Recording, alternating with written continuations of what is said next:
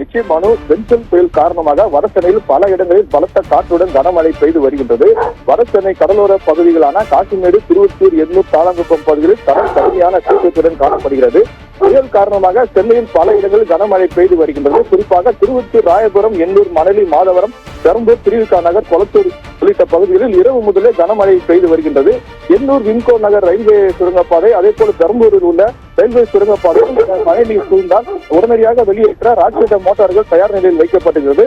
கடந்த 4 நாட்களுக்கு முன்பு புயல் உருவாகும் என வானிலை ஆய்வு மையம் தெரிவித்திருந்தது. அப்போதே கடலோர பகுதியில் இருக்கக்கூடிய மீனவர்கள் தங்கள் மீன்பிடி வலைகள், படகுகளை பாதுகாப்பான இடத்திற்கு எடுத்து வைத்துள்ளனர். 4 நாட்களாக மீனவர்கள் கடலுக்கு மீன் பிடிக்க செல்லவில்லை. மேலும் 2 நாட்கள் கடலுக்கு செல்ல வேண்டாம் என வானிலை ஆய்வு மையம் அறிவித்திருக்கிறது.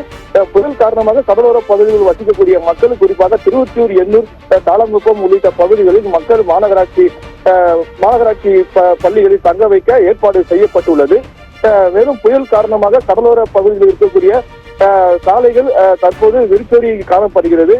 கட்டுமான பணிகள் நடைபெறும் இடத்தில் ராட்சத கிரெயின்கள் அகற்ற வேண்டும் என நேற்று அறிவுறுத்தப்பட்ட நிலையில் ஒரு சில இடங்களில் இன்னும் ராட்சத கிரெயின்களை அகற்றாமல் உள்ளது. அதே போல தனியார் விளம்பர பேனர்களும் அகற்றப்படாமல் உள்ளது.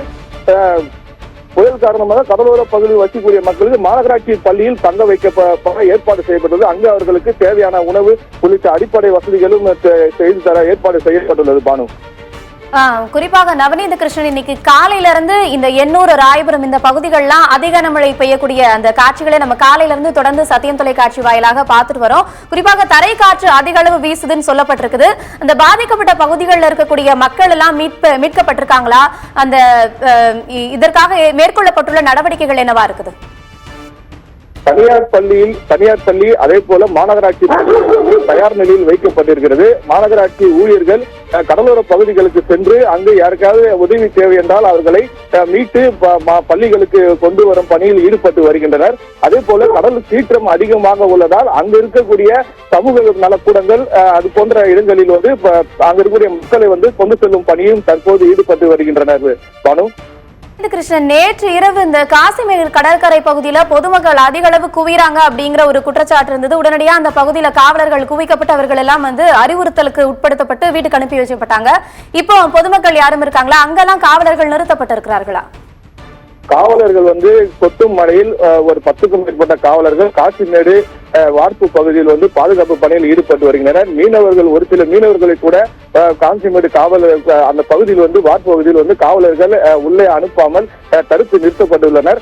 அங்கு பேரிகார்டு அமைத்து நேற்று இரவு முதலே பாதுகாப்பு பணியில் ஈடுபட்டுள்ளனர். கடல் அதிகமாக சீற்றத்துடன் காணப்பட்டு கடல் அலைகள் வார்ப்பு பகுதியில் விழுந்து அங்கிருந்து எதுவும் விபத்து ஏற்படக்கூடாது என்பது காரணத்துக்காக நேற்று இரவு முதலே அங்கு அதிக அளவில் 20க்கும் மேற்பட்ட போலீசார் பாதுகாப்பு பணியில் ஈடுபட்டு வருகின்றனர். இன்று பொதுமக்கள் 2 நாட்களாக பொதுமக்கள் அங்கு அனுமதிக்கப்படவில்லை. இந்த எண்ணூர் விரைவு சாலையில் உள்ள கடலோர பகுதிகளில் ஒரு சில இடங்களில் பொதுமக்கள் நின்று அலைகளை பார்த்து வருகின்றனர். அலைகள் சீற்றத்தை எவ்வாறு இருக்கிறது என்று பார்த்து வருகின்றனர். அங்கு போலீசார் ரோந்து செல்ல வேண்டும் என்ற கோரிக்கை எழுந்துள்ளது. நேற்று அதே போல எண்ணூர் பகுதியில் இருக்கக்கூடிய பாறைகள் மீது ஏறி செல்ஃபி எடுத்து வருகின்றனர். மழை காரணமாக அங்கு பாறைகள் மீது செல்ஃபி எடுப்பவர் அங்கு இருக்கக்கூடிய மீனவர்கள் அப்புறப்படுத்தி வருகின்றனர். மேலும் கடலோர பகுதிகளில் முழுவதும் போலீசார் ரோந்து பணியில் ஈடுபட வேண்டும் என்ற கோரிக்கையும் தற்போது எழுந்து பானு.